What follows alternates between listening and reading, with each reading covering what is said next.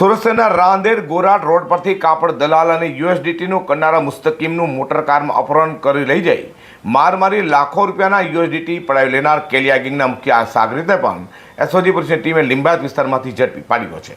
સુરતની special operation group એટલે કે એસઓજી પોલીસની ટીમ પેટ્રોલિંગમાં હતી ત્યારે બાતમી મળી હતી કે રાંદેર વિસ્તારમાં આવેલા ગોરાટ રોડ પરથી કાપડ દલાલ અને યુએસડીટીનું કરનારા મુસ્તકીમનું મોટર કારમાં અપહરણ કરી લઈ જઈ માર મારી રોકડા રૂપિયા તથા ઓનલાઈન 32,000થી વધુ યુએસડીટી પડાવી લેવાના ગુનામાં સંડોવાયેલી કેલિયા ગેંગનો ભાગતો ફરતો હતો એક સાગર ઘોડા લિંબાયત પ્રભુનગર ખાતે છે।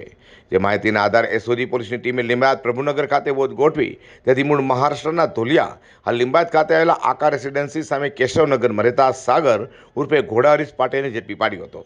તેનો કબજો રાંદેર પોલીસ પણ તજવીજ ધરી છે।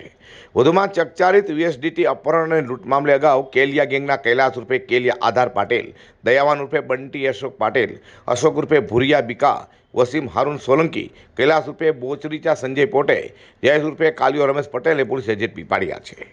Bureau report G10 news.